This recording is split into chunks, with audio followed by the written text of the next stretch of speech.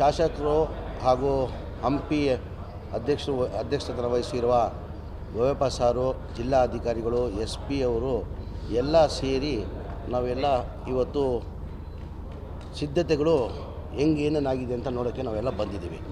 ತಮಗೆ ನನಗೆ ಭಾಳ ಖುಷಿ ತಂತು. ಹೋದ ವರ್ಷಕ್ಕಿಂತ ಈ ವರ್ಷ ತುಂಬ ಚೆನ್ನಾಗಿ ಬಂದಿದೆ. ತಾವು ನೋಡಿರ್ಬೋದು, ಹೋದ ವರ್ಷಕ್ಕೆ ಈ ವರ್ಷಕ್ಕೆ ಕಂಪೇರ್ ಮಾಡಿದ್ರೆ ತುಂಬ ಚೆನ್ನಾಗಿ ಬಂದಿದೆ. ಅದ್ರ ಜೊತೆಯಲ್ಲಿ MP ಪ್ರಕಾಶ್ ವೇದಿಕೆ ಅಂತ ಬರೆದಿರೋದ್ರಿಂದ ಅದನ್ನು ಎದ್ದು ಕಾಣ್ತಾ ಇದೆ ಅದು. ಹಾಗಾಗಿ ಇವತ್ತೆಲ್ಲ ನಾವು ವಿಸಿಟ್ ಕೊಟ್ಟು ಸ್ವಲ್ಪ ಬದಲಾವಣೆ ಚೇಂಜಸ್ ಎಲ್ಲೆಲ್ಲಿದೆ ಅಂತ 6 ಸ್ಟೇಜ್ಗಳಿಗೂ ನಾವು ವಿಸಿಟ್ ಕೊಡ್ತಾಯಿದ್ದೀವಿ.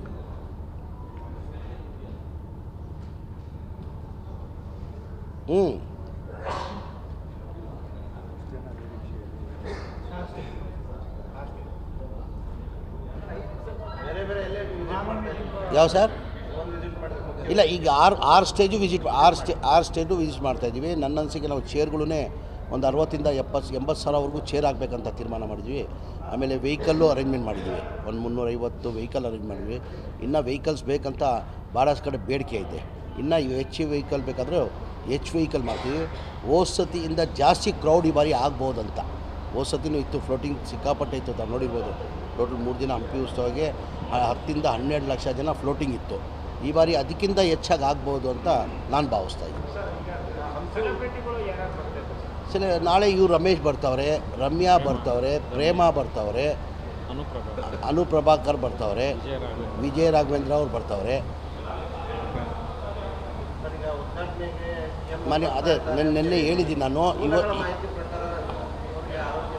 ಇಲ್ಲ ಅದೇ ಅವ್ರಿಗೆ ಭಾಳ ಆಸೆ ಬರಬೇಕಂತ ಹೇಳ್ಬಿಟ್ಟು, ಭಾಳ ಆಸೆ ಅವ್ರು. ಹಂಗಾಗಿ ನನಗೆ ಮುಖ್ಯಮಂತ್ರಿಗಳು ರಿಕ್ವೆಸ್ಟ್ ಮಾಡಿಕೊಂಡ್ರು, ಈಗ ಏನಾರ ಮಾಡಿ ಏಪ್ರಿಲ್ ತಿಂಗಳಲ್ಲಿ ಪೋಸ್ಟ್ಪೋನ್ ಮಾಡು, ಫಸ್ಟ್ ವೀಕಲ್ಲಿ ಮಾಡು, ನನಗೆ ಸ್ವಲ್ಪ ಕಾಲು ಸಮಸ್ಯೆಯಿಂದ ನಾನು ಬರೋಕ್ಕಾಗಲ್ಲ ಅಂತ. ಆಮೇಲೆ ನಾವು ವಿಚಾರಣೆ ಮಾಡಿ ಆಲ್ರೆಡಿ ಸಿದ್ಧತೆ ನಾವು ಮಾಡ್ಕೊಂಡಿದ್ವಿ. ಆಮೇಲೆ ತಮಗೆಲ್ಲ ಗೊತ್ತಿದ್ದಂಗೆ ಪ್ರತಿ ವರ್ಷ ನವಂಬರಲ್ಲಿ ಹಂಪಿ ಉತ್ಸವ ನಡೀತಾ ಇದ್ದಿದ್ದು. ಈ ಕೋವಿಡ್ ಹಿನ್ನೆಲೆಯಲ್ಲಿ ಈಗ ಫೆಬ್ರವರಿಗೆ ಬಂದು ಫೆಬ್ರವರಿಯಲ್ಲಿ ಮಾಡ್ತಾಯಿದ್ವಿ ನಾವು.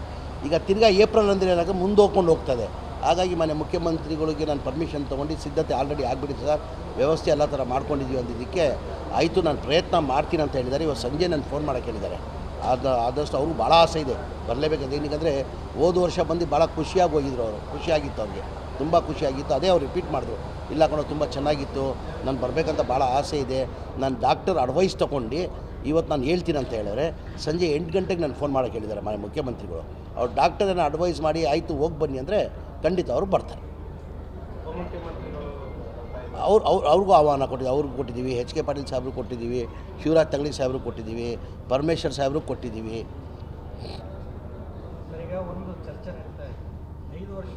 ಈಗ ಸರ್ ನಾನು ಪ್ರತಿ ಸಲ ಒಂದೇ ಹೇಳೋದು, ಈಗ CM ಕುರ್ಚಿ ಖಾಲಿ ಇಲ್ಲ, ಅಧ್ಯಕ್ಷ ಸ್ಥಾನನೂ ಖಾಲಿ ಇಲ್ಲ.